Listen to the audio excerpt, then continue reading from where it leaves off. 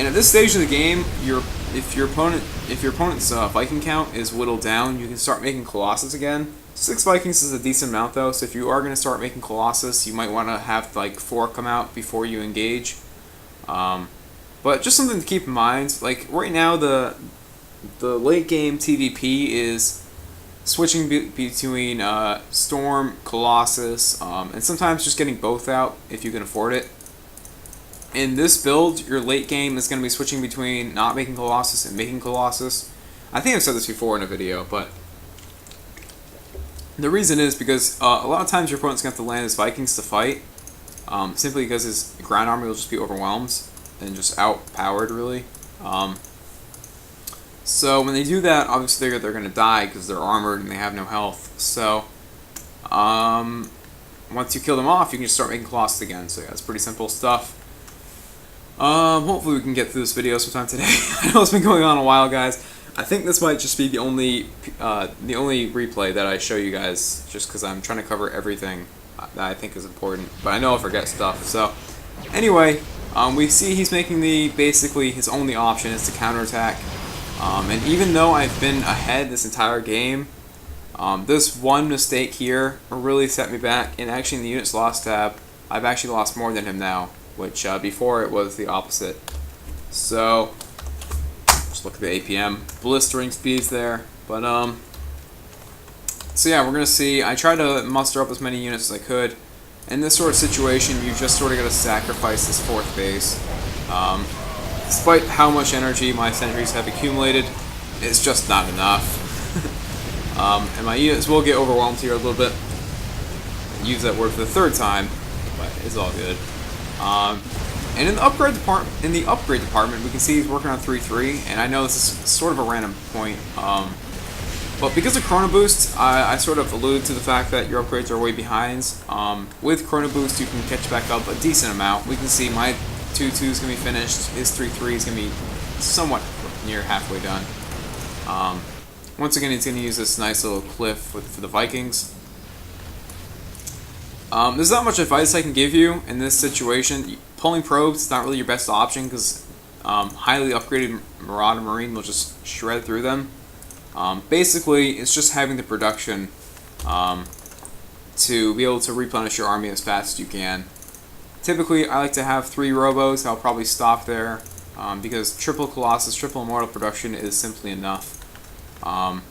And I have 10 warp gates, which if you have 3 robos, that is also enough on 3 base. Even 4 base, this is a decent amount of production. And then just getting upgrades. Shield is probably the last upgrade you want to get because EMPs just obviously wipe out shields. So, and your opponent will get EMP eventually. But anyway, he's going to attack into the 3rd base. If I was to lose this 3rd base, he might actually be able to win this game, even though I've been ahead like pretty much the whole way through, except for now. And also keep an eye on my gas right now, because I've mined out minerals in my main base, because I've lowered my saturation a little bit on my gas consumption, my gas income, I guess I should say, is somewhat high. And so once again, adding on the Templar archives is a good idea to get Archons. I actually haven't done that yet, but looks like I'm going to re-secure my 4th base. Looks like he is going to re-secure his 3rd base as well as fly down to his own 4th. So right now, I would still say I'm in the lead. If you look at the supply, that would also share the same opinion. So instead of me just constantly giving play-by-play, I want to look at one more thing you can sort of choose between. The upgrade of Blink or Charge is, both of these are useful. Stalkers become a decent unit with Blink against Terran in the late game. And then Charge lots not only can soak up damage, but with Charge you can obviously inflict a lot of damage as well. So as of right now, I get Charge first. In a lot of the replays, if I do show you another replay, you'll probably see me get Blink first. But either one's fine. Basically, I would say if you tend to have more minerals in this build, getting Charge is probably better because then you can just make Zealots. If you tend to have more gas, maybe getting Blink is better, but you can still get Charge if you want. It's all good. And so, yeah, we're going to go ahead and see the conclusion to this game, as you can see the replay timer, this game is almost over. It's getting there. In the units tab right now, I just want to show you guys 4 Vikings. I do have 2 Colossus, so 4 Vikings is not enough for 2 Colossus, but he does have pretty good micro, trying to kite around and stuff. So yeah, just don't be afraid to switch back into Colossus. But with that said, sticking on Immortal Sentry Stalker is just really strong, and for some reason, these units are in hold position. I have no idea why I did that. What the hell did I do? That was a huge misclick. I don't know how I did that. And that might actually sort of let him deflect this push. Now, when you have Blink and you have Stalkers like this, because a lot of times your Stalkers will be the last units to die for one reason or another, that's just sort of seems to be what happens. Just don't be overconfident against Marauders, because with just one medevac with no energy, they just don't seem to die. But yeah, Stalkers are pretty weak against Marauders and medevacs, especially when they're stemmed up and all that good stuff, so. And have an upgrade advantage. But right now we can see 4 Archons with some Stalkers, so, and also the replay timer is getting towards the end of the game, so we know this is almost over. It's getting there. And I don't think I've added on any production. No, I have not. And my upgrades are just about finishing up right now. So yeah, I don't really have much else to add. I know I've forgotten a lot of stuff probably, and if I have, I'll cover that in the next video. But yeah, let's just go ahead and see the conclusion of this game, and yeah. So I think the only thing I haven't really mentioned is a Terran opponent that goes for earlier Ghosts or Ghosts at all, even at this stage in the game, because Ghost is the counter to this unit composition. I mean, if you think about it, Stalkers, half of their health is shields.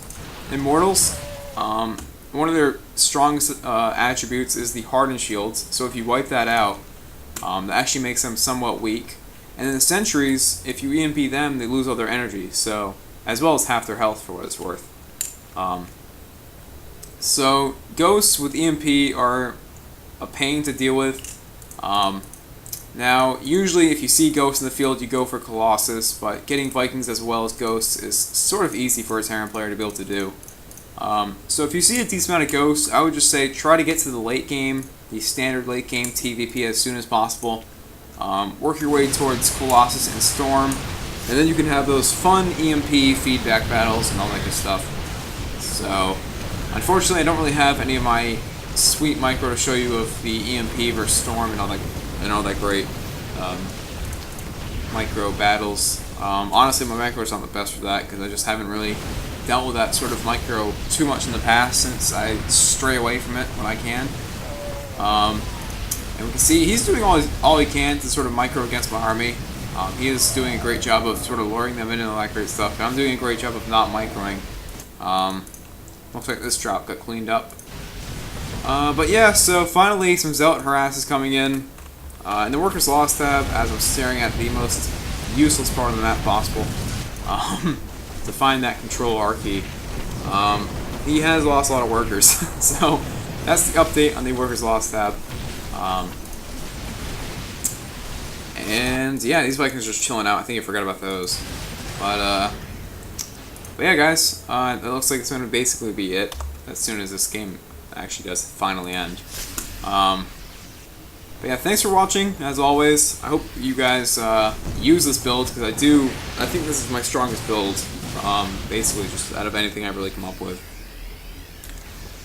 But yeah, the core unit composition of Immortal, Stalker, Sentry, really strong. Now, I want to mention one more thing, actually, before this game does end.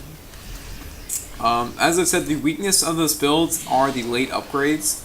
So to sort of counteract that, you could start one forge, maybe around the time that you're starting your Colossus production, something like that, just so you can get an upgrade or two out before you add on another forge in your Twilight.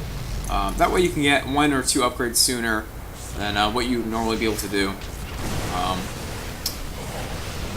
So yeah, that's basically all I gotta say about that. That's just something you could toy around with. I'll probably try stuff like that out as well, if I see any breakthroughs, I'll let you guys know. If I remember this game correctly, we do get to see me finally using these pylons to the fullest of their potential. And yeah, unfortunately, my opponent didn't really drop me too much this game. Now I say unfortunately as for you, because for me it's great. And actually, you know, I know that he didn't drop me a lot this game, and this game's gonna be over in a couple seconds, but sort of the reason for that is because I've been on the offensive more than he has, so he can't really afford to spend too many resources dropping me in case he sort of gets counterattacked and all that good stuff. Oh god, I restarted the video. No! But yeah, the pylon placement, you can do a couple things with this. First of all, unless your minimap awareness is great, unless you're great at deflecting drops, or if you prefer to get observers in key locations, I would recommend trying this sort of pylon thing out.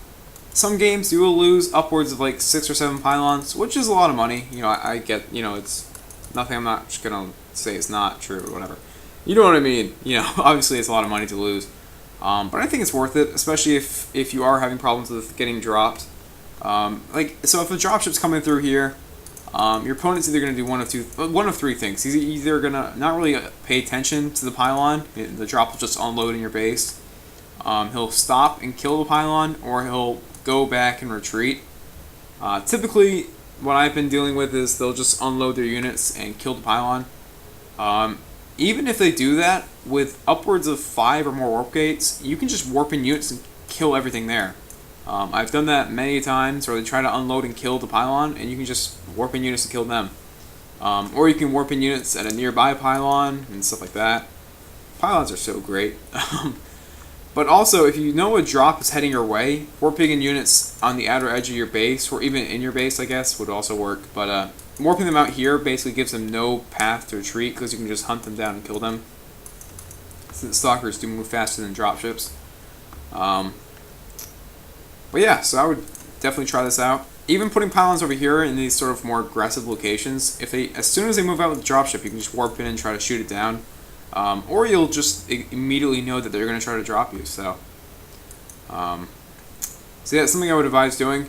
Now, even though you have pylons everywhere, like sort of near the 10 or 11-minute mark of the game, even though you have pylons, you know, he can still drop you. And if you have the tower, this is a little bit earlier than when he would normally be able to drop you, but my point is, if you have the watchtower and you know he's not out at the front of your base, leaving your units around here, even with pylons, is something I would probably recommend doing. I usually don't do it just because I'm too lazy, but leaving units around here is a safe bet, basically. So anyway, enough about that.